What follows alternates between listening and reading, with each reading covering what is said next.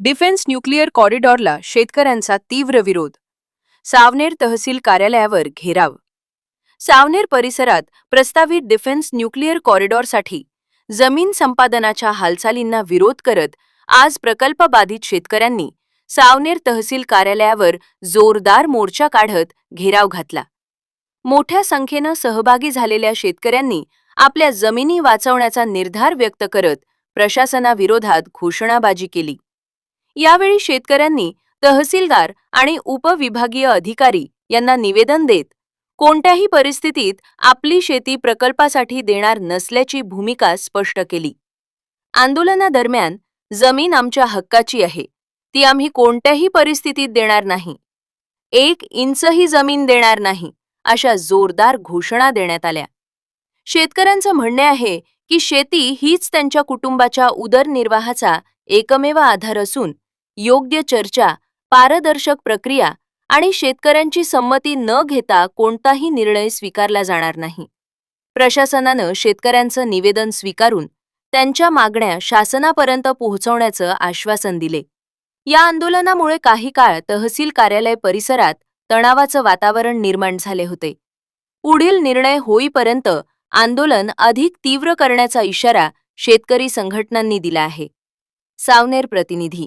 नमस्कार, मी हरीश मुंकर. आज आम्ही आमच्या क्षेत्रामध्ये 9 गावामध्ये DNA कॉरिडॉर हा प्रोजेक्ट येत आहे. तर प्रोजेक्टला आमचा विरोध नाही आहे, पण जसं शेतकऱ्यावरती निर्बंध लावले आहे, आमच्या ज्या मागण्या आहे म्हणजे जसं आज फेरफार बंद झालेलं आहे, लोन बंद केलेले आहे, सगळ्या गोष्टीवर निर्बंध लावले आणि आज आम्ही एक लोकशाही पद्धतीने इथे निवेदन द्यायला आलो. तर इथे सेक्शन 37 लागून आम्हाला इथे निवेदन देण्यापासून रोखण्यात आलेलं. आम्हाला सांगितलं आहे की तुम्ही बाहेर थांबा, दिवस येणार. मला सांगा, हा तहसील कार्यालय शेतकऱ्यांसाठी आहे. आम्ही इथे शेतकऱ्यांच्या मागण्या द्यायला आलो आहे. आम्ही इथे काही नारेबाजी नाही केली, काही कुणाचा विरोध नाही केला.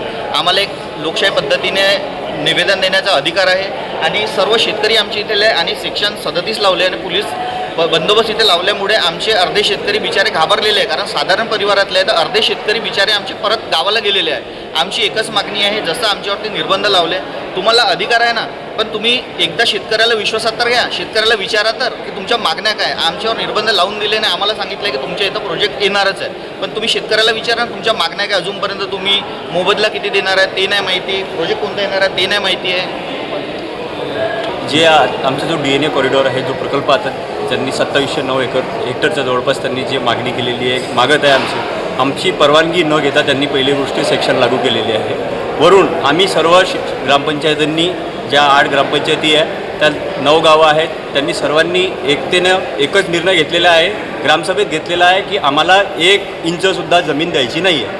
आणि ही मागणीसाठी आम्ही निवेदन द्यायला, हरकती द्यायला इथं आलो असता यांनी सेक्शन 37 लागू केलं, म्हणजे जमावबंदी. आणि त्यानंतर आम्हाला SDOला आणि बाकी लोकांना निवेदन देण्यापासून थांबवत आहे. तर आमची मागणी एवढीच आहे की आम्ही आमची जमीन 1 इंचसुद्धा देणार नाही. धन्यवाद. कोंडे, सरपंच ग्रामपंचायत माडेगाव.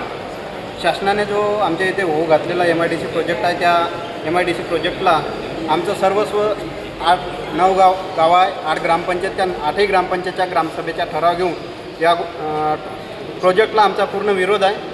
आणि आम्ही ज्या हिशोबाने ठरवलं आहे की कोणी म्हणतात मोबदला देऊ, हे देऊ, 4 पट देऊन 5 पट, आम्हाला 1ही रुपया तुमचा हवा नाही.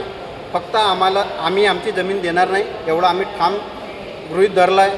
आमच्या सुपीक जमिनी आहे, ओलिताची आहे. तुम्हाला प्रोजेक्टच करायचा आहे. आम्ही शासनाच्या प्रोजेक्टला विरोध नाही, पण जिकडे पडीत जागा आहे तिकडे तुम्ही प्रोजेक्ट करा. सावनेरला लागूनच MIDC आहे, तिथे खाली जागा आहे, तिथे तुमचा प्रोजेक्ट न्या. आणि आमच्या ज्या सुपीक जमीन आहे, आम्हाला सुखरूप आमच्या परिवारासाठी त्या शेतीला उपयोगी येऊ द्या. धन्यवाद.